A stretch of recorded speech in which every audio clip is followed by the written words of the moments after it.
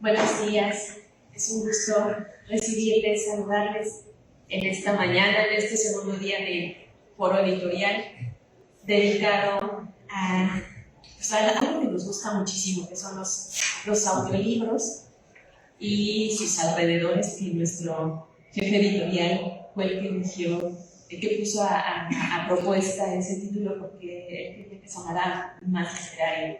Y entonces, bueno, creo que es un gran acierto. Y pues hoy les doy la bienvenida en esta mesa, donde vamos a tener a Carlos Rojas y a Carlos Puebla.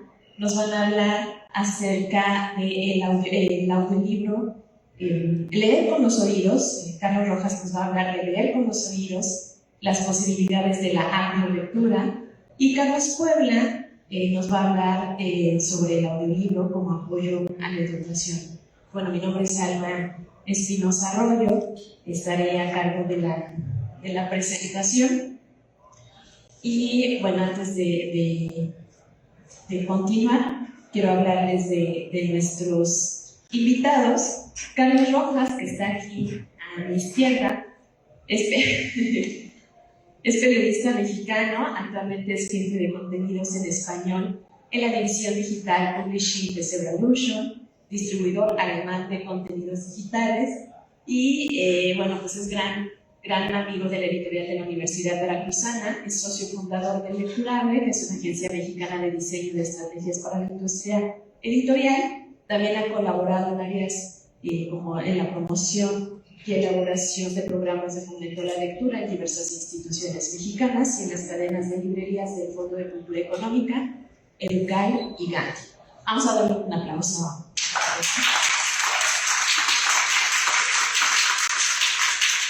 Carlos Puebla, que también nos acompaña, muchas gracias por acompañarnos, es maestro en traducción por el Colegio de México, es licenciado en Lengua y Literatura Hispánicas y en Derecho por la Universidad Veracruzana, es especialista en promoción de la lectura, ha sido profesor asistente de español en secundarias y preparatorias en Francia, es docente de la UB y ha realizado intercambios y estancias académicas en universidades francesas y argentinas también. Un aplauso para todos.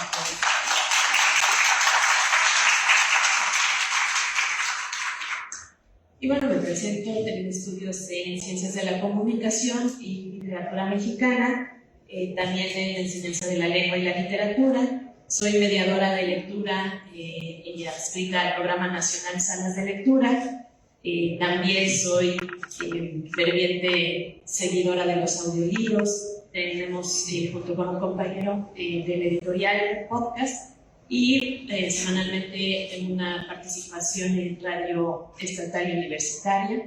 Actualmente coordino la comunicación y promoción del editorial de la Universidad Veracruzana.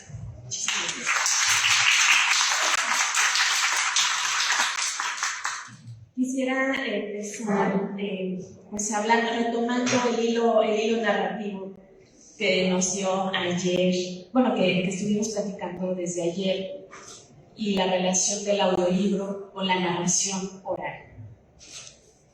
Y a mí me gusta mucho recordar palabras que vemos en la mediación de la lectura, que somos seres hechos de palabras, somos seres hechos de historias, y diversas académicas, principalmente mujeres, esto es interesante, que mujeres se han especializado en estudiar las cuestiones de la lectura.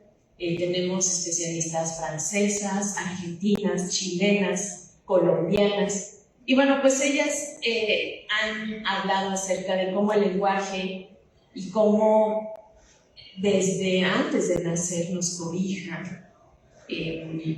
María Emilia López, una teórica de la lectura, nos dice que las palabras son como retazos que se van entretejiendo para hacernos una mantita que nos cubre, que nos protege y con la cual vamos creciendo. Entonces es inevitable que los audiolibros que vienen justamente de la oralidad pues no nos muevan. Así es que bueno, pues antes de seguir y seguir comentando de esto, quiero darle la palabra a Carlos Rojas, enseguida estará Carlos Puebla para empezar la conversación acerca de cómo es que leemos y cómo tiene que ver también con la educación. Así que bueno, pues Carlos, bienvenido y adelante. Gracias, Alma. Hola, Carlos. Hola a todos. Gracias por acompañarnos. Gracias por la invitación de la feria para participar en el foro. Jesús, Leticia, Agustín, Alma. Y bueno, yo preparé una breve presentación. Hablábamos de las posibilidades de la audiolectura, leer, o bueno, escuchar un audiolibro es leer, porque son las palabras como se llama. Y bueno, a partir de la experiencia que hemos tenido en Sebralution para hacer audiolibros, yo hice una pequeña presentación que les compartiré para empezar a conversar y luego le doy la palabra a Carlos. Bueno, ¿quién soy? Ya me presentó Alma, creo que podemos olvidar eso. Una reflexión. A ver, ya. La audiolectura o la lectura, ¿no? Primero me gustaría empezar con una reflexión. El título de ahí dice la era del fin de los lectores. Y hay una tendencia en el mundo que habla del declive de la lectura entre generaciones jóvenes. Está comprobado, hay estudios que hablan que la gente cada vez lee menos libros. Por no entrar, sé que ahora Carlos hablará de los índices de lectura mexicanos, pero por no entrar en la polémica de cómo están los índices de lectura mexicanos, yo aquí traigo un ejemplo que digamos sería un poco más global. Es el resultado de una encuesta que hace el National Literacy Trust en Reino Unido sobre la lectura y los hábitos de lectura de las personas. Yo retomo ahí tres cosas, estaré en inglés, pero las puedo traducir. El primer cuadrito del lado izquierdo dice 1 de 3 y dice que personas entre 8 y 18 años dijeron que disfrutan leer en su tiempo libre. Eso, en Reino Unido, que es uno de los lugares donde más lectura hay en el mundo, significa el nivel más bajo de lectura desde el 2005, desde que se hace esta medición. Entonces, durante 20 años ha bajado la gente que pues decide leer por gusto, ¿no? 1 de 5 es el que sigue. Personas entre 8 y 18 años dijeron que leen todos los días en su tiempo libre. Eso significa que se ha reducido un 7.5% las personas que leen por gusto en Reino Unido. Y la última, dice ahí 109 contra 102, son los más o menos el índice de los chicos, jóvenes o personas jóvenes que disfrutan leer o que lo hacen por gusto, ¿no? Esos índices nos reflejan que pues cada vez hay menos lectores. Estamos en un foro editorial, chistes de hacer libros, y que esos libros encuentran a los lectores, pero basándonos en esas tendencias, parece ser que cada vez habrá más libros para que los lea cada vez menos gente. La que sigue, por favor. Es en verdad una era, vivimos la era del fin de los lectores. A mí me gustaría creer que no.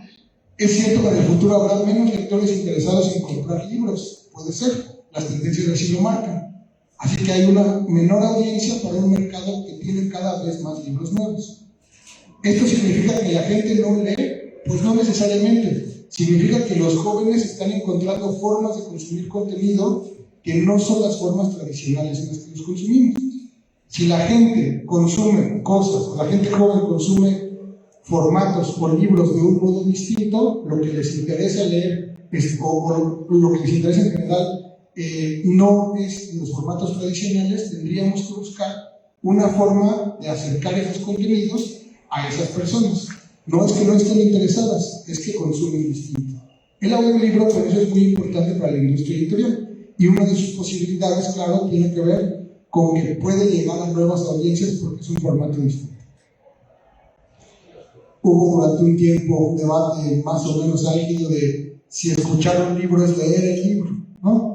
Todavía en ciertas ferias del mundo se preguntan si escuchar un libro es leerlo. Bueno, si lo es. Esa señora que está ahí se llama Emma Rodero. Ella tiene un laboratorio que se llama Media Psychology Lab, que está en la Universidad de Barcelona, en la Pompeu Fabra, y ellos hacen estudios que analizan esto. Voy a leer lo que dice ahí. Hacen estudios que miden la respuesta psicofisiológica de los oyentes al sonido, la voz y la dicción, para comprobar cómo estos tres conceptos afectan directamente los niveles de atención, memoria y comprensión que implican leer y entender un texto. O sea, cómo funciona nuestro cerebro cuando en vez de leer un libro, lo escuchamos. Los resultados que dan es claro que es lo mismo, o al menos es una lectura del libro con ciertos matices. Emma lo dice siempre, pero es un libro, cuando lo leemos, predomina la atención sobre la emoción. Cuando lo escuchamos, predomina la emoción sobre la atención. Pero es leer. Escuchar un audiolibro es leer. Y gente joven, bueno, tal vez ¿qué hace especial entonces a un audiolibro? Un audiolibro es importante decir que es un formato de la industria editorial que está cambiando la industria editorial. El verdadero cambio de la industria editorial, claro que todo está la IA, están los formatos de print on demand, pero lo que está transformando el rostro de la industria es el audiolibro. ¿Por qué? Porque escuchar un audiolibro se acerca más a escuchar una canción que a leer un libro. Puede ser que un chico de 17 años que tiene Spotify nunca lea un libro. Si tú le preguntas, te dirá: yo nunca he leído un libro. Pero si encuentra un audiolibro y le pone play en su Spotify, en su cerebro, más que abrir un libro, puso una canción. Los audiolibros se parecen más al modo de consumir música que al modo de leer un libro. El chico está leyendo, aunque en su mente no sea pasar una hoja a otra. Eso es lo que está cambiando. Un audiolibro, entonces, es más escuchar una canción que leer un libro. Y la clave para hacer un modelo exitoso del audiolibro para los editores es que hay que pensar más que es más audio que libro. El modo de transmitir esa información, el modo de comunicarla, promoverla, tiene que ver más con otra nueva industria que es la industria del audio, que en particular la industria editorial. ¿Dónde estamos en el mundo? Esto es una gráfica. Yo trabajo en Setalution. Setalution es el segundo distribuidor más importante de audiolibros en Alemania. Tomen en cuenta que Alemania es, digamos, la segunda industria del audiolibro más grande del mundo, después de Estados Unidos. Hay una gran tradición de escuchar audiolibros en Alemania, y esto es una gráfica real de nuestra empresa. Esa gráfica que se ve ahí, digamos que mide todos los meses de enero de cada año, del 2016 al 2026, de los últimos 10 años. Acá lo importante es la línea verde que está debajo y la línea amarilla que está arriba.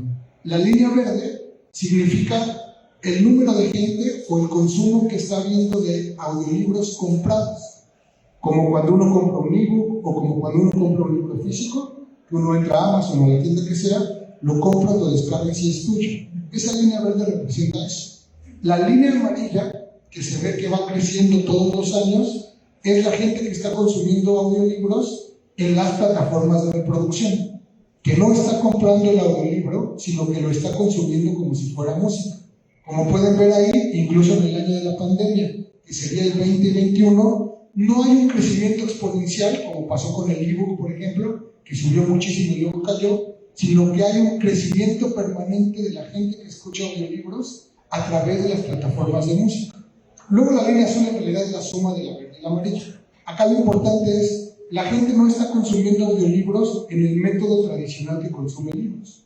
Lo está consumiendo como si fuera música. Y bueno, ¿dónde estamos? O sea, todos estamos hablando del audiolibro. Este es el segundo año que a mí me invitan a hablar de audiolibros. En particular este año el foro se dedica a eso, y todas las ferias del mundo, todos los encuentros de la industria editorial, uno de los temas que lo atraviesa es el audiolibro. En la Feria del Libro de nuestra Feria de Guadalajara, en la Feria de Frankfurt, en Londres, en Bolonia, aquí mismo, ferias chicas, grandes, medianas, están hablando del audiolibro, porque en realidad es un formato que está transformando las posibilidades de leer. ¿Y dónde estamos particularmente en América Latina? Como yo dije, trabajamos en una empresa alemana que es un mercado súper consolidado. En Estados Unidos hay muchísimos libros. ¿Y qué pasa aquí? No solo en México, hablemos de los territorios en español de América Latina. Primero, no hay suficientes audiolibros en español en el mercado. Calculamos que en el mercado hay como unos 50,000 audiolibros. Si consideramos todos los libros publicados, la cifra es ridícula. Y si consideramos los otros mercados, por ejemplo, Estados Unidos, solo para darles el ejemplo, el año pasado en Estados Unidos se produjeron 200,000 audiolibros. El año pasado. Nosotros, en toda la historia que tenemos de hacer audiolibros, no llegamos ni a 50,000 títulos. Muchos de esos audiolibros, todavía peor, están sujetos a algún tipo de exclusividad de alguna tienda. solo se pueden conseguir en alguna tienda en particular, porque esa tienda compró los derechos o los editores hicieron un acuerdo especial para que solo en Audible se pueda conseguir o solo en Storytel, por distintas tiendas. Y bueno, no existe un lugar como los libros. O sea, lo mismo pasa con los audiolibros que con los libros. Puedes estar en la mejor tienda del mundo, pero es mejor estar en muchas tiendas que en solo una tienda, aunque sea la mejor del mundo. Así que muchos audiolibros, digamos, no han estado disponibles para el público en general que podría llegar a ellos. Y los editores, casi ningún editor mexicano, o prácticamente ninguno, yo creo que la Universidad Veracruzana es una excepción de la edición universitaria que ya tiene un proyecto de audiolibros, pero ni la UNAM, ni la UDG, ni ninguna de esas tiene un proyecto de audiolibros.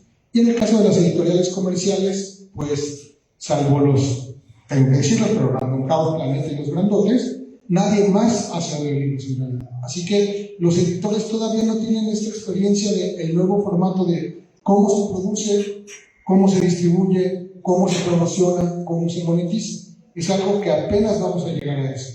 Es muy curioso porque todos hablamos del audiolibro, el audiolibro está transformando la industria editorial, pero nosotros ni tenemos libros ni los editores parece que los estén haciendo tanto. Voy a pasar rapidísimo, sé que ya hablaron de la producción y distribución de audiolibros, pero un resumen que no viene mal es, o sea, un audiolibro se monetiza de 3 maneras distintas. Como yo decía, la más importante es la reproducción en plataformas de música. La segunda es la descarga directa, comprarlo como se compra cualquier libro o cualquier producto. Y la tercera es una licencia para las bibliotecas digitales. En México tampoco hemos llegado a eso, pero en muchos países uno cuando accede a la biblioteca ya no solo hay libros físicos, hay ebooks, audiolibros, videojuegos y mil cosas más. Ese modo de entrar a las bibliotecas a través de un formato digital, pues es otra manera de monetizar los audiolibros. Y un audiolibro, ahí nada más para que sepan, ¿no? Un distribuidor como Solution que distribuye en todas las plataformas y lo pone accesible a toda la gente, se queda más o menos con un 20% de la monetización que se genera. El editor se queda con entre 80 y 70%, y un autor, que tenemos que pensar en los autores a veces, se queda entre el 10 y el 15% de lo que recibe el editor. No sabemos muy bien cómo producir audiolibros y lo vamos pues descubierto, ¿no? Hay un señor que se llama Søren Brinch, que es sueco, en los países escandinavos, que estuvo aquí René ayer hablando de Storytel. Y bueno, en los países suecos hay como una gran tradición del audiolibro, todo el mundo escucha audiolibros y alguna experiencia tienen sobre eso.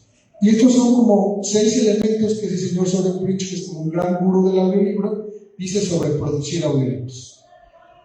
Primero, el llamado que es el triángulo de oro de la narración. Un audiolibro tiene que tener el contenido adecuado, con el narrador adecuado, con el cliente adecuado. Está bien que haya acentos en los audiolibros y que se localice de dónde son los audiolibros. Si sucede en España, tiene que tener un acento español, si sucede en Argentina, un acento argentino, etc. Elegir al narrador es muy importante. Un narrador... Luego pensamos que cualquiera puede grabar un audiolibro, aquí está Santiago, y es fácil, porque hay que leerlo con gusto y ya. Pero no, hay que tener un actor de voz o una actriz de voz profesional, ¿no? Que lo haga bien. Luego está el riesgo de las voces múltiples. Uno cree que no siempre más es más, a veces más es menos.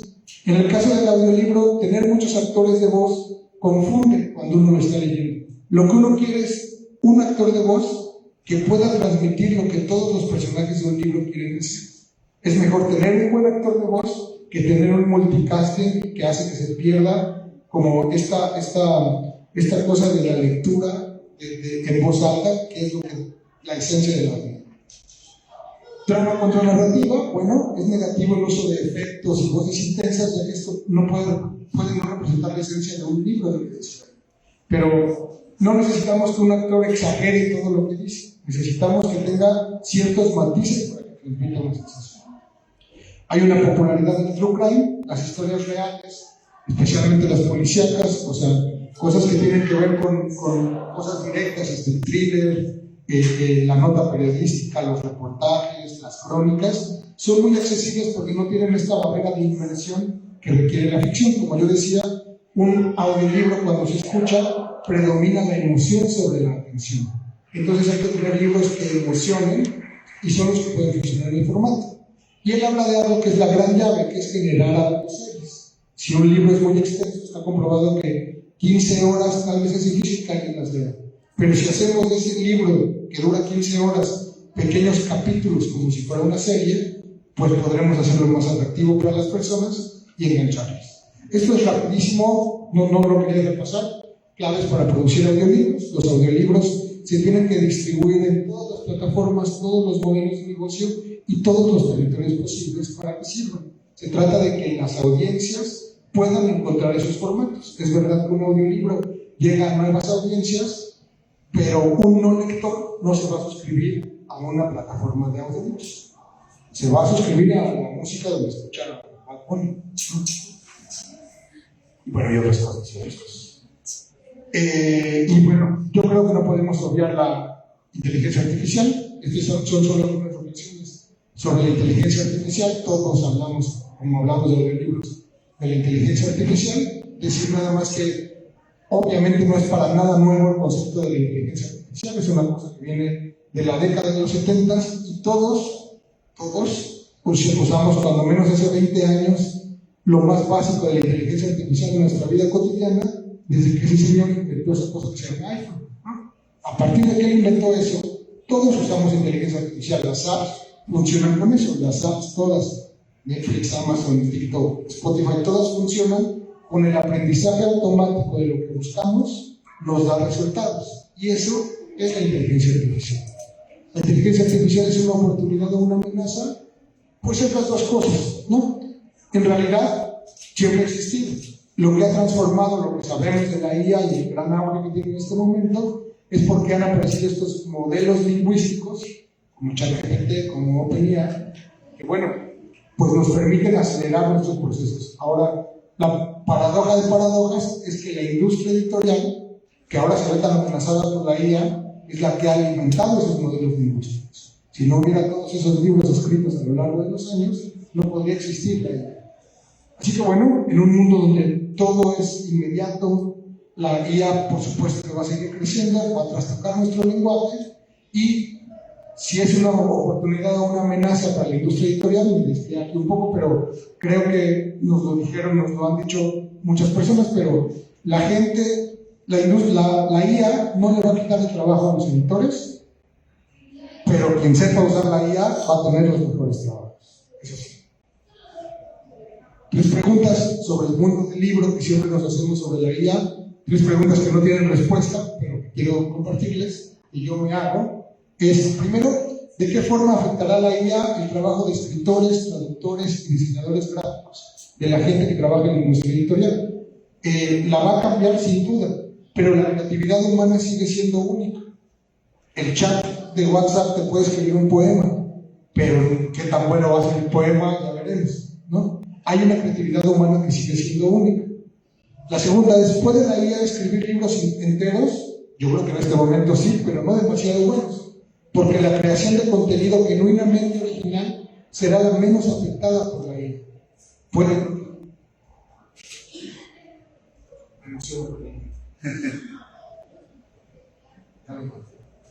Bueno, perdón. Decía, la creación de contenidos originales será la menos afectada por la IA porque pues todavía tenemos ese concepto humano. ¿Cómo va a transformar entonces la IA el trabajo del editor? Bueno, puede ser que las tareas repetitivas, un poco aburridas, se automaticen, pero hay una cosa humana que es la empatía y la creatividad que seguirán siendo el recurso más valioso de los humanos. Esto puede cambiar, pero hasta aquí vamos ahora. La que sigue, por favor. Bueno, y nada más como para aterrizar, terminar la IA en los contenidos de audio. Claro que hasta hace poco la conversión de la IA eran como voces muy metálicas y muy planas. Ahora el nivel de conversión es muchísimo más parecido a los humanos. Ahora no tenemos audio, pero ahí tenía los ejemplos de audio de una voz de hombre y de mujer de la IA, que si se las pongo tal vez no identificamos que es una IA, pero es cierto que después de una hora de escucharlo, sí que lo identificas, ¿no? todavía potencialmente es posible crear audiolibros sin estudios especializados ni narradores humanos, pero todavía falta como esta particularidad humana, ¿no? Y esto nada más es, vamos a avanzar a la IA, sin duda vamos a avanzar a la IA. Estos son ejemplos de dos notas que son distintas, pero son lo mismo, ¿no? La primera, HarperCollins, uno de los grandes conglomerados internacionales del libro, dice que van a empezar a usar una herramienta de Eleven Labs. Eleven Labs son los creadores, digamos, más avanzados de voces artificiales que hay ahora en el mundo. Ellos dicen que van a empezar a hacer su catálogo con inteligencia artificial de Eleven Labs. Y luego, unos meses después, Spotify dice que va a empezar a aceptar audiolibros narrados por Eleven Labs. Eso significa que los grandes consorcios ya están poniéndose de acuerdo para cómo utilizar la IA para hacer más audiolibros. Lo que necesitamos es que haya más audiolibros. Entonces, bueno, el uso de voces generadas por IA seguramente reduce los costos de producción significativamente, tendrán un gran impacto en la industria del libro. Nosotros creemos que particularmente los segmentos de no ficción, porque lo que tiene que ver con literatura y con las historias que tienen que ser bien contadas, pues todavía necesitamos el factor humano, y creemos que la IA seguramente eficientará cosas que tienen que ver más con promover los contenidos, saber llegar a las audiencias, que con el producto en sí mismo. El producto en sí mismo, un editor, el trabajo de un editor sigue teniendo que ser transmitir una idea o un concepto a través de un proyecto editorial. Y eso no lo puede hacer la IA hasta hoy. Y ya, esta no se me fue por ahí. Bueno, solo para empezar.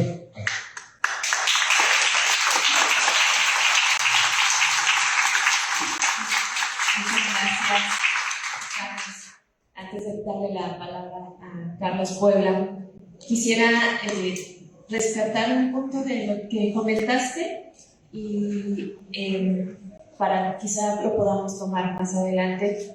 Y tiene que ver con lo que hicimos ayer. Ayer tuvimos un taller maravilloso con Ana Navasol y Santiago, que está aquí con nosotros. Y salió una observación de una de las directoras que le estaba haciendo aquí según la dinámica de Santiago. Y ella decía, es que la tienes que leer respetando los signos de puntuación. Y creo que ese es un asunto que nos ha impedido un poco desde el punto editorial, porque no estamos viendo los audiolibros desde la oralidad, sino los estamos queriendo ver muy apegados a cómo es la escritura, y no son así. Entonces creo que la emoción, justamente es lo que también nos planteaba Eric y Elena ayer, tiene que ser la emoción. Pero si tú lo lees, y también daba a Santiago un ejemplo de que si tú lo lees con los puntos, con los signos de puntuación, pues es un poco cuadrado, ¿no? Sin esta emoción. Así es que bueno, pues me gustaría dejar ese punto por ahí y que podamos conversarlo un poquito más adelante. Adelante, Carlos. Muchas gracias. Antes que nada, agradecer a la editorial de la UE, a la FILU por la invitación, al equipo que organiza la feria y a los voluntarios también. Por este espacio.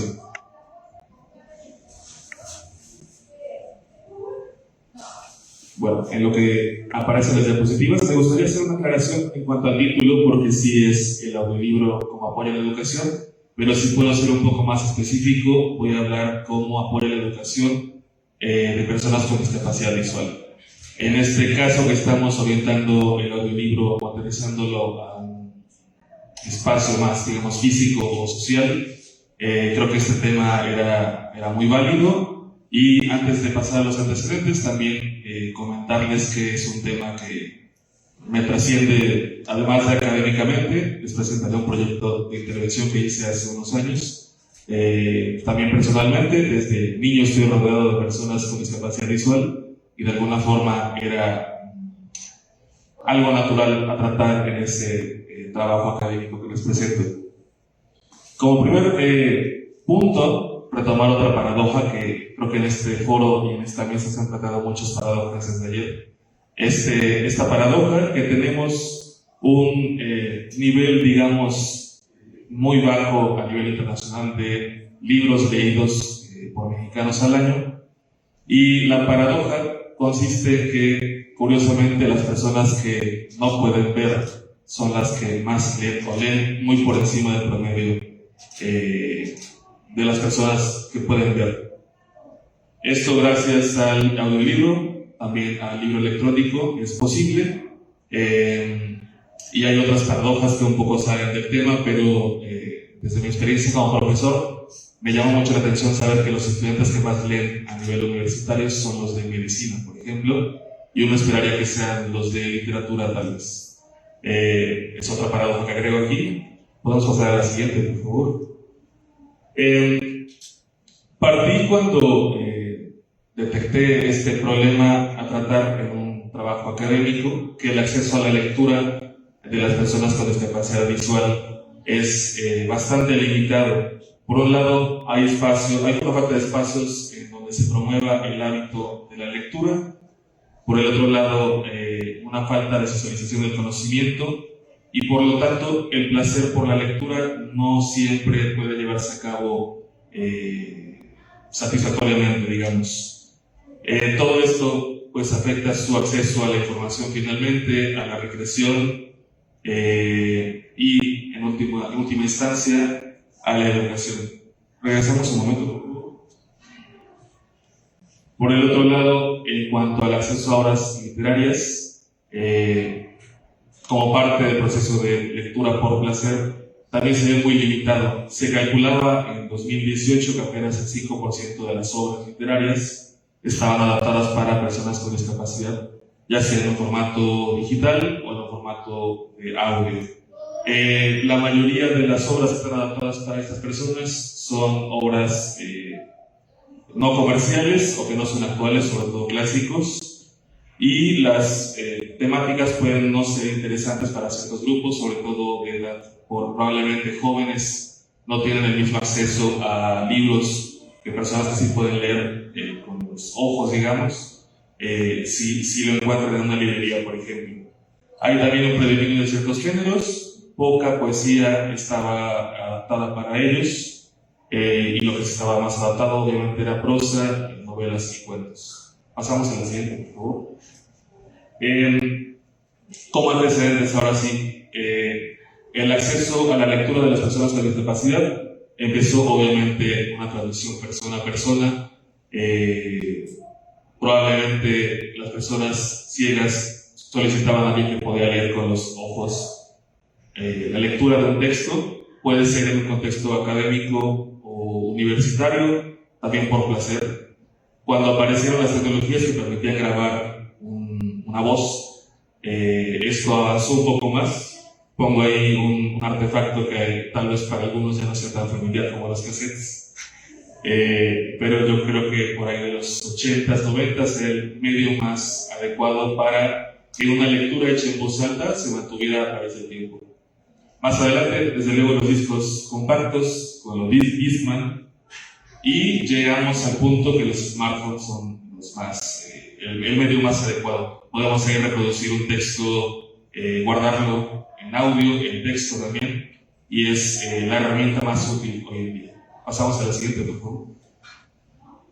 Otro de los antecedentes que tomé en cuenta para el trabajo que les presento más adelante es la organización sin fines de lucro, Bibliolibros, con sede en Buenos Aires, Argentina. Esta biblioteca comenzó por ahí en el año 2004, si no mal recuerdo, y era un repositorio de obras literarias para personas con discapacidad.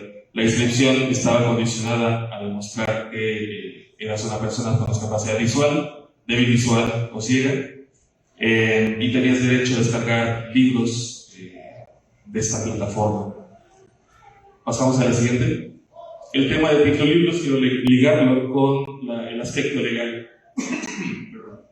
El aspecto legal de descargar un libro. Obviamente están aquí en juego los derechos de autor, de la propiedad intelectual. Sin embargo, a partir de 2013, el Tratado de Marrakech, que fue firmado entre otros países por México, permite que las obras literarias sean reproducidas hasta un cierto límite. Obviamente, siempre y cuando se garantice el acceso de las personas con discapacidad visual a este material. Por otro lado, nuestra legislación nacional permite la reproducción de una sola obra o ejemplar para estos fines, siempre y cuando no tenga un fin lucrativo. Esto está permitido, y justamente en este tratado podía basarse la Organización Tiflolibros para brindar acceso a estas obras a personas con discapacidad, sobre todo en América Latina, pero también tenía textos en otros idiomas. Pasamos a la siguiente, por favor. Bueno, me gustaría hablarles ahora del proyecto de intervención que realicé en 2018 y 2019 como parte de la especialización en promoción de la lectura. Tuvo como título Inclusión a través de la lectura, prácticas lectoras para personas con discapacidad visual. El trabajo que realicé tomó alrededor de 4 meses, entre octubre y febrero de 2018 y 2019. Presento algunas fotografías como evidencia, pero más que presentarles las fotografías, quisiera compartir mi experiencia en este caso. Pasamos a decir. Bueno, realicé una intervención con 2 grupos de personas con discapacidad visual. Fueron en total 2, diría que algo con fines terapéuticos, pero probablemente algo de catarsis entre ellos. Tuvo efectos positivos. Para realizar esta intervención, algunos de los textos tuvieron que adaptarse, obviamente, estaban en formato digital y físico, pero no en audiolibro todavía. Algunas obras eran de los años 40, 50, otras mucho más recientes. Pasamos a la siguiente, por favor. El taller de lectura que se promovió entre los adultos tenía la finalidad de que ellos en casa y también en el centro de tiflología educativa pudieran leer estos textos que hablaban de temas que de alguna forma los trascendían. En un segundo momento se buscó que ellos crearan, a partir de este acercamiento a la lectura, una autopercepción de sí mismos como personas con discapacidad y pudieran transmitirlo y plasmarlo en un texto literario. Ellos lo hicieron, algunos en sistema braille, otros a mano, digamos, y los textos que se tocaron, son los que les presento aquí. Probablemente conozcan algunos de ellos, sobre todo el primero, Ensayo sobre la ceguera. Este no se leyó completo, pero sí algunos fragmentos. Diría que yo que fue el segundo que más interesó a ellos.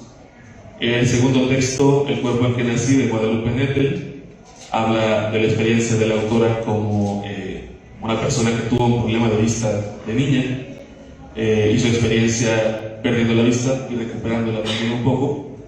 Y sin duda el primero, el que más les interesó a las personas con las que realicé la intervención, fue esta antología que se llama Ficciones sobre ciegos. Es una reunión de textos, cuentos sobre todo, que reflejaban varios aspectos de la vida de una persona ciega. Teníamos autores ahí como Benedetti, Maupassant también, algunos latinoamericanos, y fue la lectura que se realizaba completa en las sesiones. Como eran cuentos, era bastante fácil tanto leerlos en casa como leerlos en el sitio. Y una vez realizada esta intervención con los adultos de este grupo, pasaron a realizar un texto de autoficción. En este texto de autoficción lo que les propuse es que, hablando en una tercera persona, ellos pudieran expresar su experiencia como personas ciegas, ya sea, digamos, durante su pérdida de la vista, como antes de perder la vista. En caso de que fueran personas ciegas de nacimiento, no había otra manera más que plasmar su experiencia sin tener ese sentido. Y tuvo efectos bastante catárticos, creo yo. Los adultos compartieron que nunca habían podido expresar algunas cosas, y este alejamiento, hablando en tercera persona, les permitió hacerlo. Algunas otras experiencias, bueno, se reunieron los textos en braille. No se ha logrado hacer una antología de esos textos o su publicación. Habría que hacer la transcripción a negro ahí, pero creo que los efectos con los adultos fue bastante positivo, y sin duda que el audiolibro o los audiolibros que les proporcioné ahí, gracias a que podía y tenía derecho a reproducir estos textos con ellos, fue un efecto bastante benéfico para ellos. Para hablar del presente y futuro de esto, el proyecto que les mencioné ahorita fue realizado en 2018, mencionar algunos casos que ocurren aquí en Jalapa, y me gustaría pensar que en otras ciudades también hay un equivalente, sin mencionar que a nivel nacional seguramente los hay. El Tiflo Café Literario habla aquí de dos instituciones que no tienen nada que ver ni con mi trabajo, ni con la feria, obviamente. La Asociación de Estudiantes o Trabajadores Ciegos y Débiles Visuales del Estado de Veracruz realiza una vez al mes este encuentro entre personas con discapacidad visual alrededor de un café que normalmente se cambia la sede mes con mes. Los adultos, sobre todo, pueden tener acceso a un audiolibro al mes, lo leen en esos 30 días y se reúnen un sábado al mes para compartir su experiencia. Creo que ahí el audiolibro ha sido la herramienta más útil, y volviendo al tema que hablábamos al principio, de aterrizar el audiolibro en un mundo social, creo que en la ciudad de Jalapa tenemos bastantes referentes. A nivel estatal, pero también con sede en Jalapa, la Benemérita Escuela Normal Veracruzana tiene este programa de promoción de lectura, tiene un acervo de audiolibros también, que están disponibles para el público. De hecho, algunos de ellos se han ofrecido durante el Tiflo Café Literario, y me parece que también tienen libros digitales como para acceso a las personas con discapacidad, y desde luego a los alumnos de la Normal Veracruzana. Me gustaría, antes de pasar a la última diapositiva, cerrar con la reflexión que hacía al principio de la paradoja. Si es que las personas con discapacidad visual leen más, yo diría que quienes tienen acceso a estos recursos, ayer se hablaba de los aspectos estructurales para acceder a la lectura en audiolibros o libros electrónicos, necesitamos un smartphone, acceso a internet, que nuestro trabajo nos permita tener tiempo de ocio. Creo que eso es muy definitorio para el caso de las personas con discapacidad visual.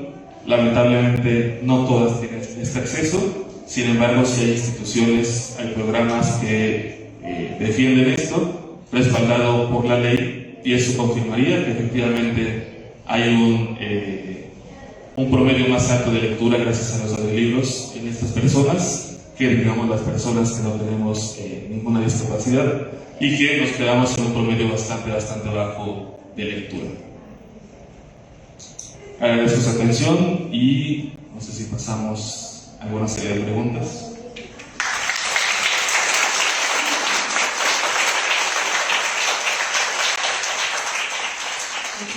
Muchas gracias, Carlos.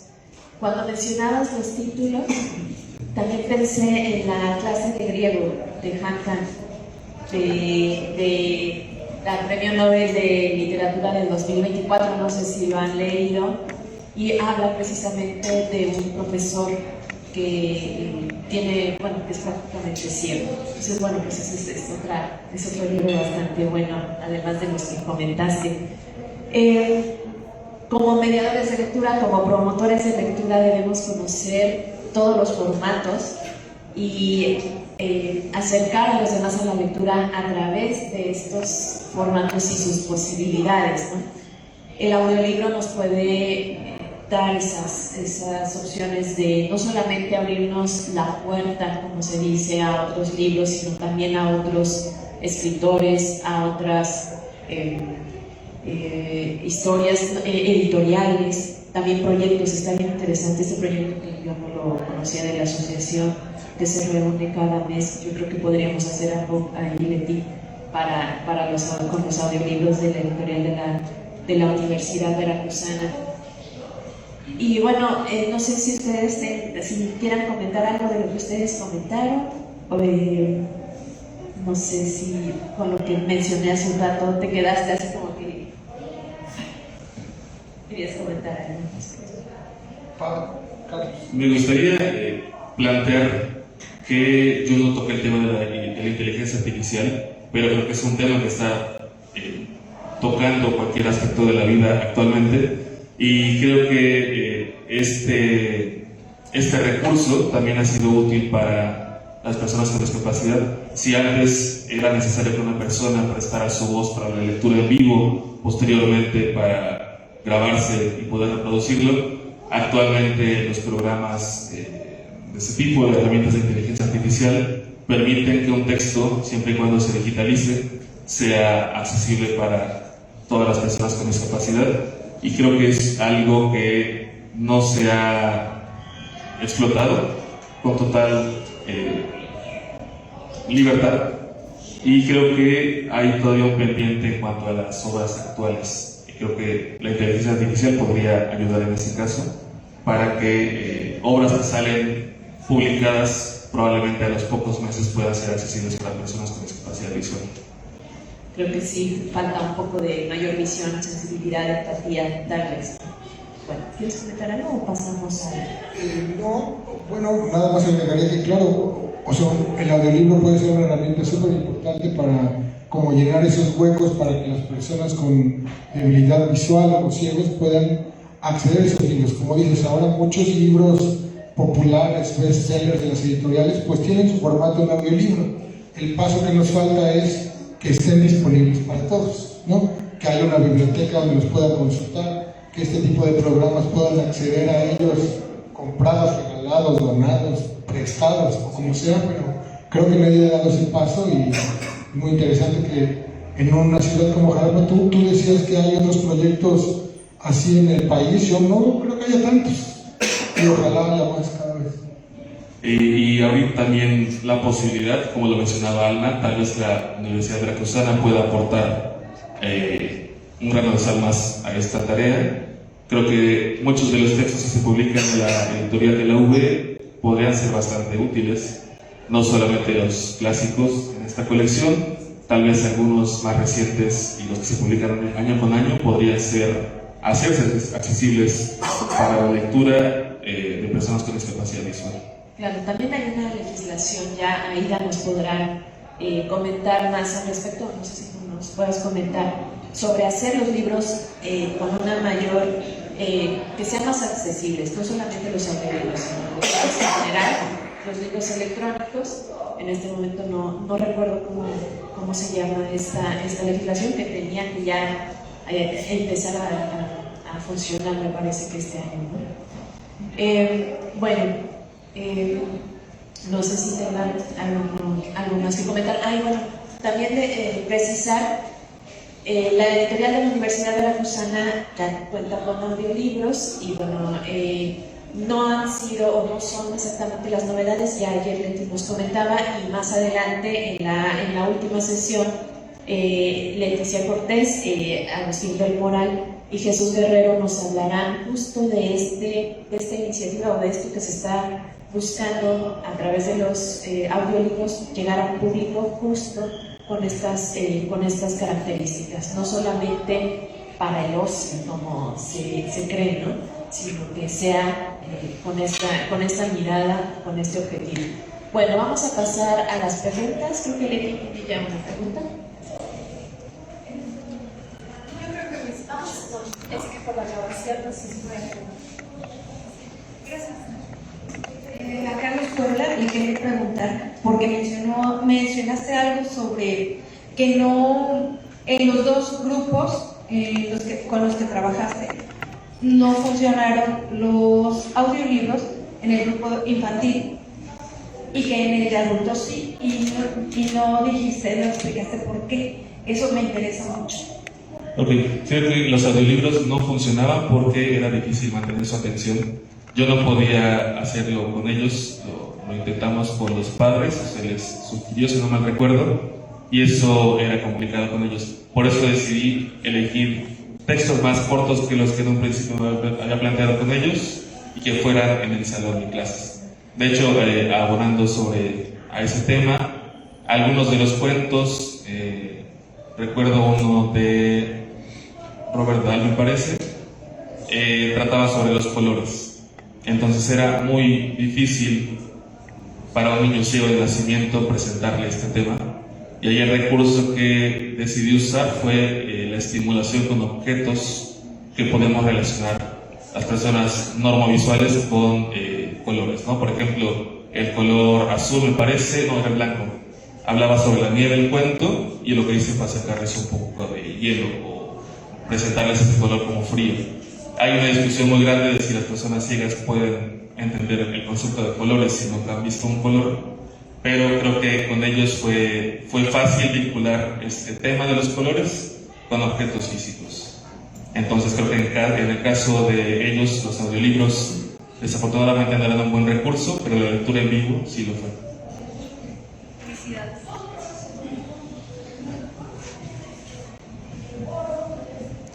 Bueno, Carlos, primero que nada felicitarte por poner este tema en esta mesa de audiolibros, porque generalmente cuando hablamos de los audiolibros estamos hablando de otra manera para animar a los que no leen a que lean, y el audiolibro también es una herramienta para acercarles la lectura a los que sí quieren leer, que son ciegos y que están ávidos, y que todavía ahí existen muchas injusticias culturales. Por ejemplo, si yo voy ahorita y compro un libro aquí afuera, se lo puedo prestar a quien yo quiera, pero si yo compro un libro en Audible, solamente está accesible para mí, no lo puedo prestar, y eso también pone en gran desventaja a las personas ciegas. Entonces son muchas cosas que lo siguen teniendo en una gran desventaja, y que ayer que yo oía que un audiolibro, para hacer un audiolibro profesional se necesitan 8 horas de trabajo para tener 1 hora del audiolibro. Híjole, digo, no, pues si nosotros quisiéramos grabar así para las personas ciegas, pues nunca, ¿no? Entonces, yo tengo una experiencia personal cercana, asisto a este grupo de lectura de ciegos y compartimos entre 3 y 4 libros mensuales para su lectura. Y cuando veo que se leen 3 o 4 libros por año, las personas que sí ven, pues nos hace reflexionar. Entonces, gracias por poner este tema en la mesa, porque los audiolibros son también una herramienta para las personas que están ávidas de leer y que no lo pueden hacer en tinta. Gracias. En ese caso, creo que vale la pena reconocer a las personas que han prestado su voz y su tiempo para esta adaptación de libros. Probablemente actualmente sea un poco menos laborioso si se decide usar inteligencia artificial o herramientas tecnológicas, pero en caso de que sea una lectura más natural con voz humana, hay una inversión de tiempo, de recursos, de compartir los textos, que creo que vale la pena reconocer. Bueno, yo también aprecio muchísimo esta intervención. Para alguien que tiene mucho tiempo pensando en enfermedades crónicas en nuestro país, en nuestro estado, me cayó como un bombazo de agua helada este dato que muchas personas como efectos secundarios tienen esta condición, a que a una edad adulta deben adaptarse a una nueva forma de vivir en el mundo. Me pareció absolutamente importante y gracias por tenerlo aquí presente. Y esto me hace pensar un poco con relación a lo que escuchamos ayer en relación a la demografía, de quiénes son quienes están consumiendo, bueno, consumir es una palabra muy llena de aristas, pero que están en este caso gozando, ¿no?, de la literatura a través de los oídos. Es una población, al menos en nuestro país, de acuerdo a las estadísticas, como dijo nuestro colega ayer, es una población joven y sobre todo femenina, ¿no?, de adultos previos hacia los 30, 40. Pero yo recuerdo a mi abuela cargar con una radio por toda su casa todo el día.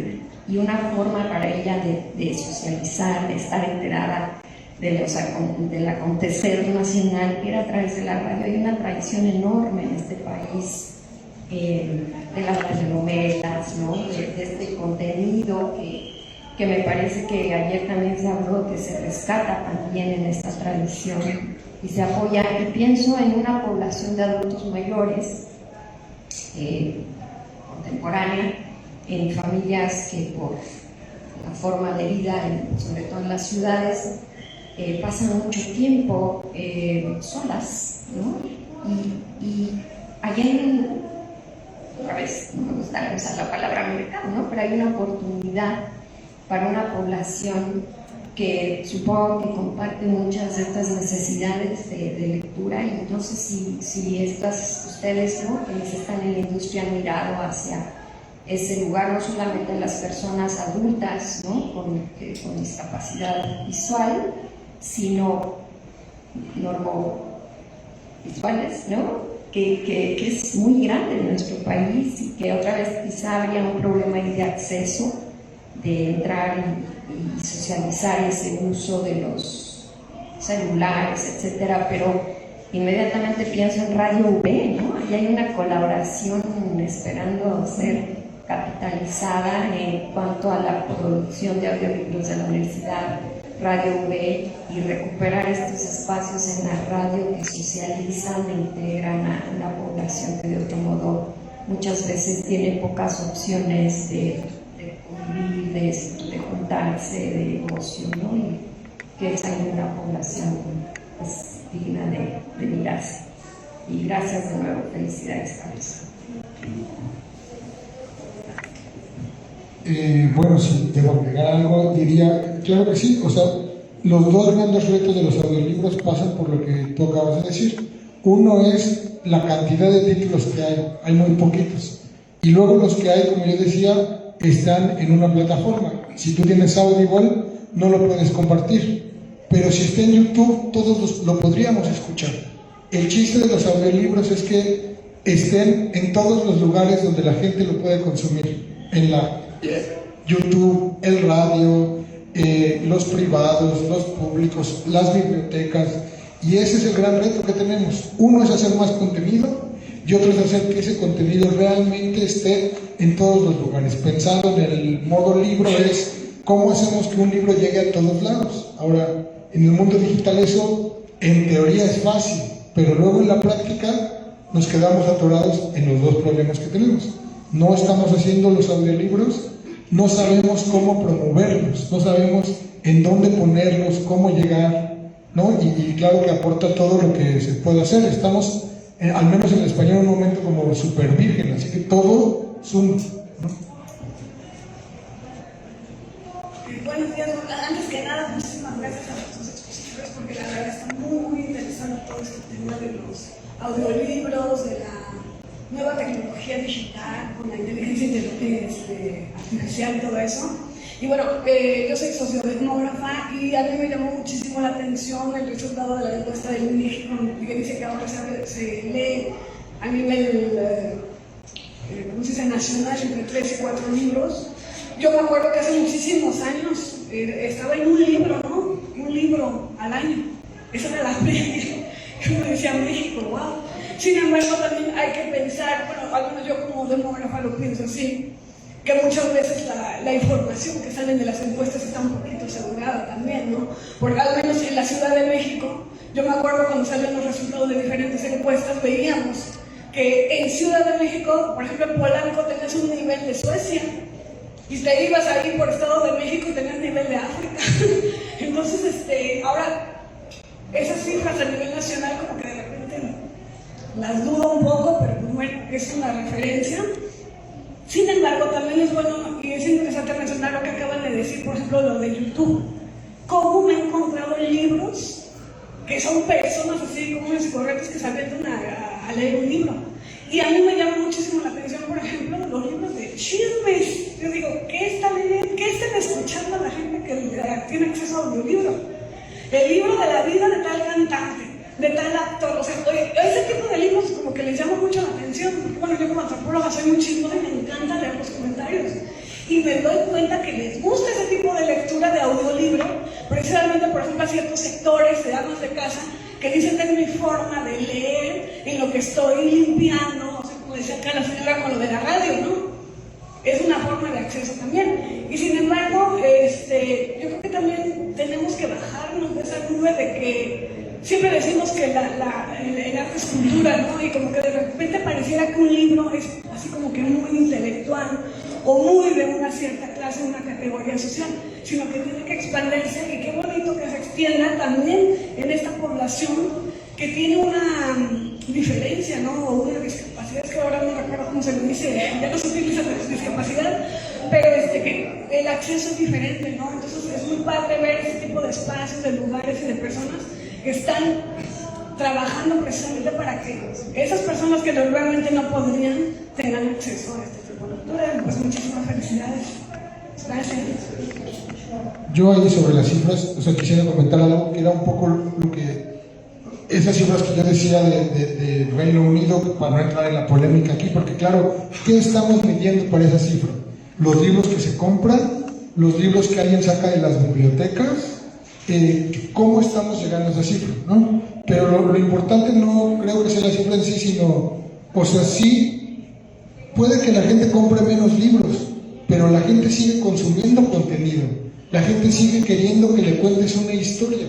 Si no, no existiría Netflix, ni Disney, ni Paramount, ni Audible, ni Spotify, ni nada. O sea, las cifras, yo trabajo en una empresa alemana, como decía, pero llegaron a hacer el proyecto en México porque la cantidad de gente que escucha podcasts, programas de chismes, radionovelas, es fantástica. O sea, México, después de Brasil, es el segundo mayor usuario de YouTube del mundo, ¿no? ¿Y dónde está el contenido que necesitamos para eso? La gente quiere que le contemos historias. ¿Cómo estamos llegando a ellos? ¿Qué formato estamos usando? Ahí creo que como industria editorial, pues nos falta un camino por recorrer, y parte de recorrerlo es hablar en este tipo de foros. Buenas tardes. Estoy en Talpane y bien, están hablando de formatos digitales, de inteligencia artificial. Pero como decía por ahí, que me contaron que en nuestra época de nuestros abuelitos pues eran la radio de baterías y transistores, las radionovelas, que era el acceso a la imaginación y a contenidos un poco más formales. De ahí podemos también hacer una remembranza histórica de que el uso del audiocassette, ¿sí? El manejo del sistema Braille para personas ciegas, pasar por los formatos alternos, que este concepto lo manejó en los años 2004 una fundación holandesa que trabajaba unida con una biblioteca de ese país, y bueno, en la cual también tiene que ver muy de la mano con el diseño universal. Es decir, que un formato, por muy digital que esté, por mucho que se le pueda dar el contenido que va dirigido a un cierto público, tenemos que tener en cuenta siempre que el público no tiene manejo de toda la tecnología, hay diferentes niveles de manejo de tecnologías. Entonces, sé que es complicado y complejo, pero sí hay que considerar que cuando hagamos un material, este material esté diseñado para que tenga mayor alcance. Por ejemplo, el formato MP3 mucho tiempo se usó con los libros audio digitales, con voces sintéticas. Ahora ya está el formato MP4. Tenemos ya el poder alojar en las nubes información y bajar a través de un código QR, y con el lector de pantalla de nuestro celular o de la computadora podemos acceder a ese contenido. Pero recordemos que las personas con discapacidad visual no todos tienen el mismo nivel, como algunos están en proceso de aprendizaje del braille, otros manejan punto jumbo porque su capacidad táctil no le permite leer el punto convencional o estándar. Que los niños cuando usan su celular pues también están en ese proceso de manejo de gestos para poder manipular el contenido de su celular a través del lector de pantalla, etc. Entonces, sé que es complejo, pero lo quería comentar porque suena fácil hacer un material en formato digital, pero también si no está diseñado para que tenga mayor alcance, pues unos quedarían atrás y otros podrían acceder solamente a eso. Gracias.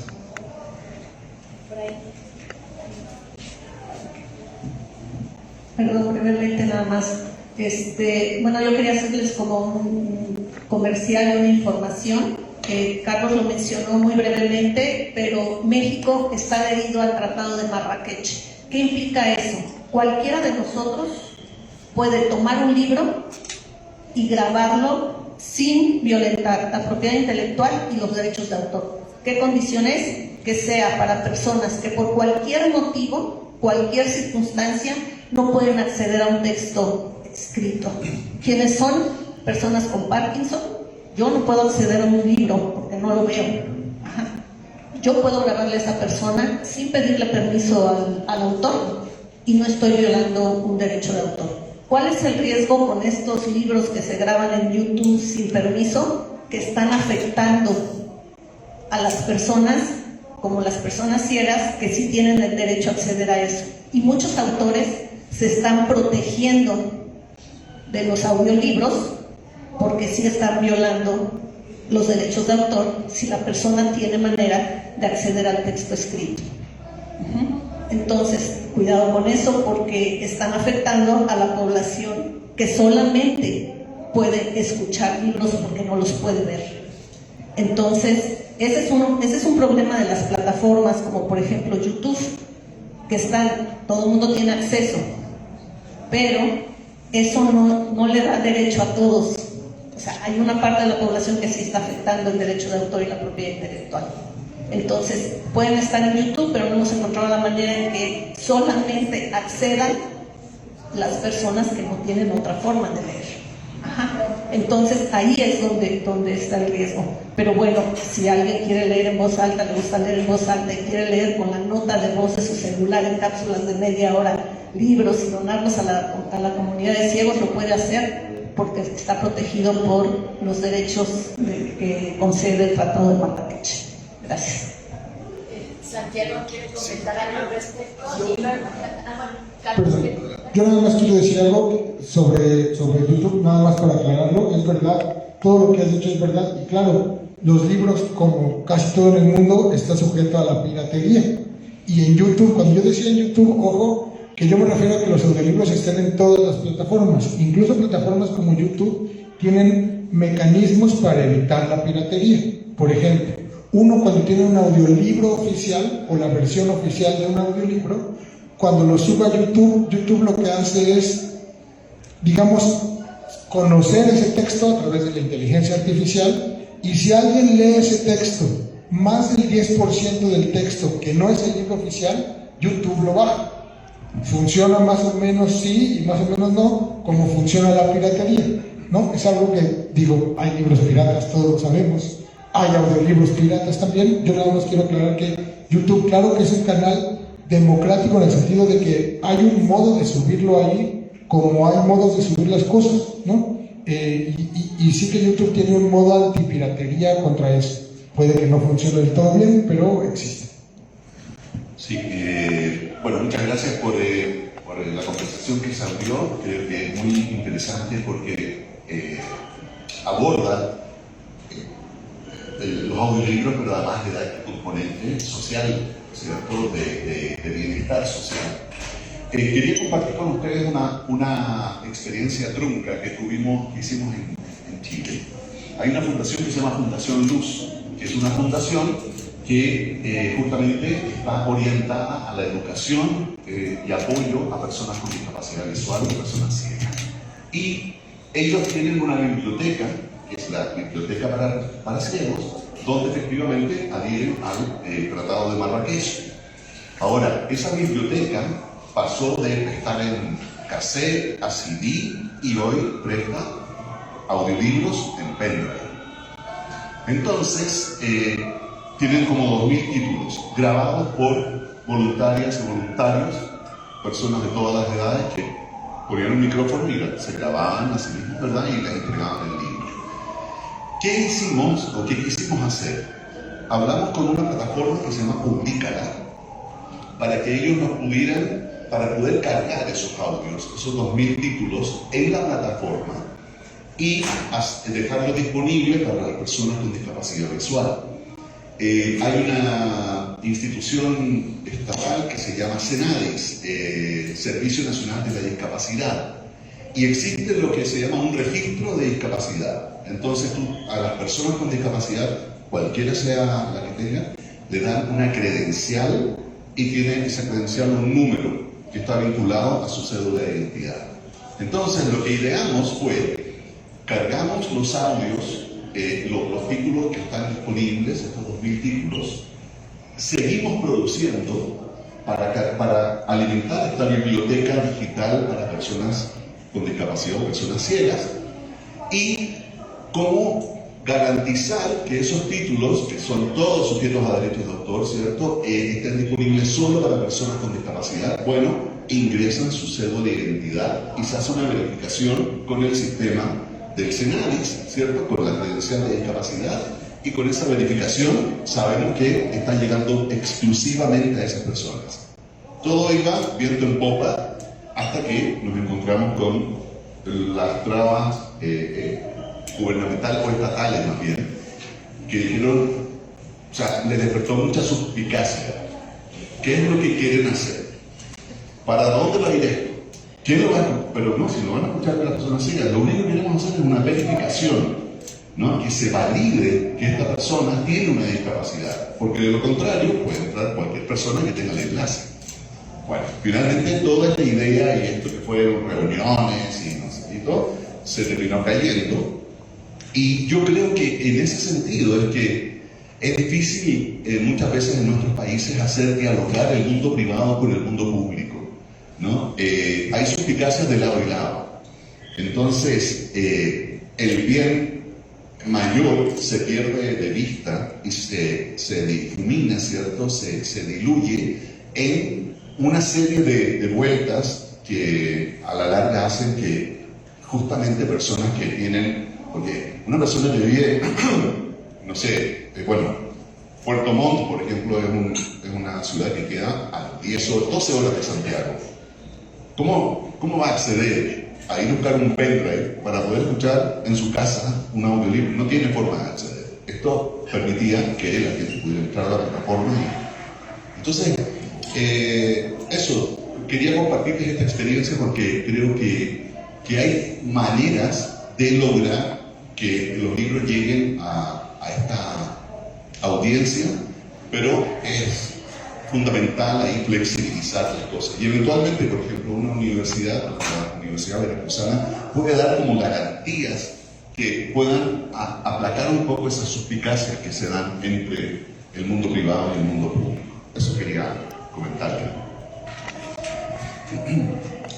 Para agregar a eso, creo que también en México ha habido algunos problemas burocráticos que tal vez Claudia Mira, quien acaba de participar, pueda dar más detalles. Y creo que para solucionar eso probablemente hay que prestar más atención, o es más satisfactorio lo que hacen asociaciones civiles o la sociedad civil, compartir y leer textos, compartirlos con personas ciegas, que las trabas que hace muchas veces el Instituto Nacional de Propiedad Intelectual, que ha pasado que justamente detiene esa circulación o exige muchos requisitos para crear un catálogo de audiolibros. Yo tengo una pregunta para Carlos Rojas. Este está relacionado con el uso de la inteligencia artificial y los talentos para la voz de los audiolibros. Yo estoy constantemente en plataformas como TikTok.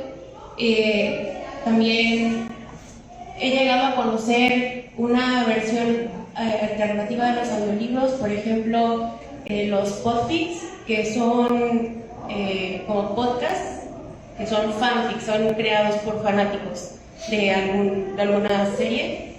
Y también en esta similitud de historias creadas para ser narradas, no para ser leídas y después traducidas a un audiolibro. Recuerdo en pandemia Caso 63 en Spotify, que fue muy sonado, todos lo estuvimos escuchando, y que recuerda las radionovelas. Todo esto contados por personas reales, apasionadas por algún tema o con narrativas creadas para este formato. Y también pienso cuando era niña en Maribel Martínez, muy carismático cuentacuentos, que con gusto recientemente lo volvimos a escuchar porque su voz atrapa. Pero lo escuchamos no por volver a leer La Tortuga y la Liebre, sino por ser él quien está narrando el cuento y por toda la emoción que le imprime a su narración. Y a la vez, justo retomando que estoy constantemente en estas plataformas, veo muchos comentarios cuando están entrevistando a actores. Veo varios comentarios de ojalá esta persona narrara un audiolibro, pero el comentario no va acerca de quisiera conocer esta historia, es quiero escuchar esta historia a través de este actor o de esta actriz. Y mi pregunta como alguien que se dedica a esto es, y como lectora también, ¿cuáles son los retos que se enfrenta esta industria de los audiolibros ante el auge de la inteligencia artificial, la colaboración que se mencionaba de Eleven Labs con Random House, con HarperCollins, perdón, gracias, y ustedes como distribuidores de estos formatos y también que ustedes conocen la logística, porque uno como fan quisiera que, no sé, Ryan Gosling leyera Project Hail Mary, ¿no? Y poder escucharlo en audiolibro. Pero sabemos que los costos, no sé, la logística, las leyes, ustedes nos podrían empapar un poco más de eso. ¿Qué tan redituable es y qué retos están en la inteligencia artificial contra buscar talentos de voz que ya sean conocidos por las masas para ustedes tener una ganancia y también para acercar este tipo de formatos a estas generaciones que los buscan por ser estos talentos, contrario a distribuir estos textos más masivos a través de la inteligencia artificial? No sé si puedo responder eso, pero a ver, las cosas que vienen a mi mente. O sea, tienes razón, todo lo que dijiste tienes razón. En otros mercados, como mucho más consolidados en Estados Unidos, y ahí Santiago nos puede dar ejemplos, pero o sea, hay narradores de audiolibros que tienen fans, que tienen un perfil en Spotify donde lo puedes seguir y casi que no importa qué lea, ¿no? La gente lo sigue. El caso de Jaime Iván Martínez que acabas de decir, por ejemplo, yo recién escuché en Audible La Historia Interminable de Mijael Ende, narrada por él, ¿no? Él es una persona que narra muchos audiolibros. Y luego, no, se me ocurre otra cosa. Audible, por ejemplo, en la FIL Guadalajara reciente, su versión de La Metamorfosis de Kafka la lee Gael García Bernal, ¿no? Lo cual es fantástico. Nada más que tienes que suscribirte a Audible para escuchar a Gael García Bernal. Lo que deberíamos llegar, el paso que nos está faltando es esto de, pues, que esté en todos los lugares. O sea, que no sea Audible quien le pague a Gael García Bernal, sino el editor del libro. De modo que el libro le pertenezca al editor. Lo que está pasando es que los audiolibros en español casi que no le pertenecen al editor. Vende los derechos y eso queda en exclusividad. Digo, lo llevo lejos, pero es como el mundial, ¿no? O sea, como que no es nuestro mundial, va a ser aquí en México y todo, pero casi que no es nuestro mundial, es de los ricos y así. Pues lo mismo está pasando con los audiolibros. Ese es lo que, digamos, el paso que nos falta. Ahora, el uso de inteligencia artificial, nosotros en Sobrealution defendemos el uso de voces humanas, sí por convicción, pero también por una cosa de negocio. Los audiolibros hechos con inteligencia artificial no se terminan de escuchar. Los audiolibros que mejor monetizan en las plataformas son los hechos con voces humanas. Eso puede cambiar, así que yo lo defiendo por convicción, porque tengo amigos narradores y actores de voz, pero también por negocio. O sea, por negocio es mejor tener una emoción humana porque vende más la emoción humana. Y lo otro, bueno, pues no sé si estoy respondiendo a la pregunta, pero esto que dices de los narradores famosos, claro que es un gancho para la gente, pero los editores no han llegado a eso, ¿sabes? A contratar a un actor de voz famoso. Prefieren venderle los derechos a Audible y Audible le paga a Gael García. El problema es que, pues yo, que no tengo suscripción a Audible, no lo he escuchado, la verdad, ¿no? Me encantaría, pero no lo he escuchado. Hola, buenos días. Yo solo quisiera seguir abogando a favor de las audiencias.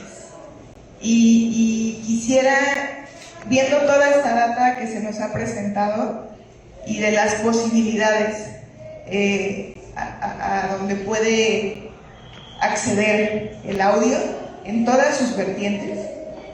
Sí quisiera plantear como la cuestión de no ser inocentes y también pensar en que si se están generando determinado número de títulos, también es para generar determinado número de suscripciones, ¿no? Y ahí hay un tema como de la robotización de los contenidos, la chartarización de los contenidos, y si estamos viendo que ciertos contenidos no funcionan, no se terminan de escuchar, no están generando emociones, tal vez cuestionarnos, ¿valdría la pena seguirlos produciendo?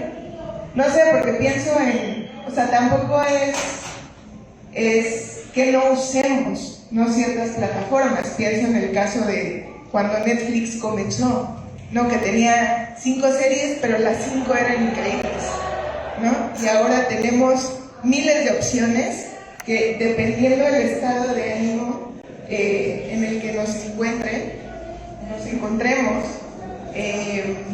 decidimos si queremos pensar o no pensar, y dependiendo de eso elegimos qué ver, ¿no?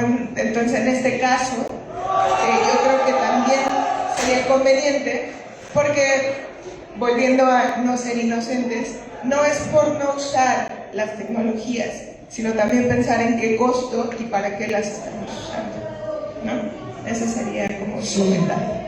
Digo, totalmente de acuerdo. Nosotros en Cebralution siempre que hablamos con los editores es importante que hagan audiolibros, pero es importante cuidar a las audiencias. Cuando un editor nos habla de que quiere usar la inteligencia artificial para hacer sus catálogos, pues la verdad, honestamente, lo que nosotros respondemos es que es una cuestión de cantidad. Si vas a hacer todo tu catálogo en audiolibros que costaría un dineral, pues ok, puede ser que pienses en la inteligencia artificial. Pero si vas a empezar un proyecto de audiolibros y son las joyas de tu catálogo y son las cosas que crees que pueden funcionar, pues vale la pena hacer una edición con un actor de voz, porque son libros bonitos. Ahora, lo que tú dices es verdad. En este momento creo, ¿vale la pena seguir haciéndolos? Sí, porque no hemos cruzado ese puente de cómo promoverlo bien. Todos los libros, al menos los que hemos ayudado a producir en Cebralution, de todo, para niños, científicos, no ficción, ficción, tienen un nicho de personas a las que pueden llegar, tienen un lugar donde van a funcionar bien. Lo que pasa es que, ¿cuál va a ser ese lugar? Hay que probar, hay que tenerlo en todos los lugares. Los de no ficción difícilmente van a escucharse en Spotify, pero las bibliotecas digitales de Estados Unidos lo van a consumir, ¿no? Por ejemplo, un libro para niños puede ser que sí se escuche en Spotify, porque estos libros tienen, primero hay que hacerlo bien, ¿no? Es un libro animado, hay que pasar los dibujos a efectos sonoros y a una ambientación sonora, y si está bien hecho, un niño lo va a escuchar una y otra y otra y otra vez, como escucha una canción, ¿no? Entonces, yo creo que hay que cuidar las audiencias, sí, y los libros que tenemos hay que seguir haciendo, sí, porque hay muy pocos. De momento, el reto es que haya más y que estén en todos los lugares. Los principales, no creo que los únicos, pero de momento creo que esos son los principales. Hay un comentario que nos llega en la transmisión que estamos haciendo en Facebook, que dice: yo abogaría por dar entrada a nuevos talentos y no depender tanto de las figuras famosas. Eso suele, como dicen, quitarle valor al contenido literario. Bueno, eso es algo que se comenta. Pues si ya no hay alguna otra intervención, vamos a agradecer a nuestros ponentes, Carlos Rojas, Carlos Puebla, que la conversación siga ahí en el receso, porque desde ayer estamos bien entrados con diferentes temas, que es muy interesante, porque bueno, pues sí, que sean famosos, que no sean famosos, que se escuche, que se vendan, pero que se produzcan, pero es caro. Ya también ayer lo platicamos, que es caro y que vamos a producir. Muchísimas gracias, y bueno, pues les voy a entregar un reconocimiento por su destacada participación en la mesa 3. Y bueno, pues como parte del 8º Foro Editorial El Audiolibro y sus alrededores, que organiza la editorial de la Universidad Veracruzana en el marco de la Feria Internacional del Libro Universitario. Carlos Rojas, muchas gracias.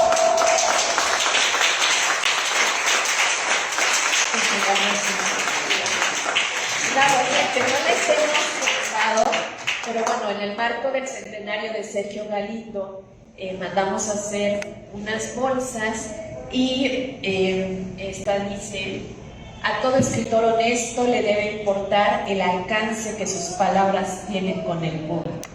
Y eso es algo que dijo Sergio Galindo, que este año estamos conmemorando su centenario, hemos estado realizando varias actividades. En la FILU se está realizando una jornada y seguiremos haciendo actividades como parte de la editorial. Ya tuvimos una exposición a cargo de Enriqueta López, que creo que anda por aquí, y también en septiembre continuaremos con otras actividades, seguiremos leyéndolo. También tenemos audiolibros de Sergio Galindo. También ayer escuchamos... Disponibles en todas las plataformas. Disponibles en todas las plataformas, por supuesto. Y ayer estuvimos escuchando un pedacito de Otilia Raula con Ana Ragazola, así es que eso va a ser un agasajo. Y bueno, pues le doy su constancia a Carlos Puebla Rodríguez. Muchísimas gracias.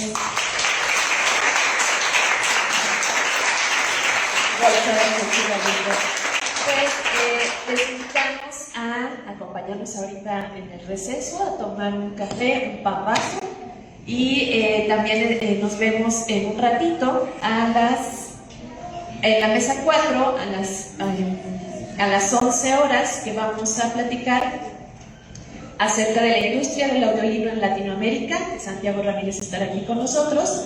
Y va también a platicar Fernanda Gallegos de Cerdalucha, que también está aquí con nosotros. Audiolibros, estrategias para que se vean y escuchen mejor. Victoria Estrada de La Escuchadera también estará presentando a nuestros ponentes. Muchísimas gracias y bueno, vamos a un pequeño receso.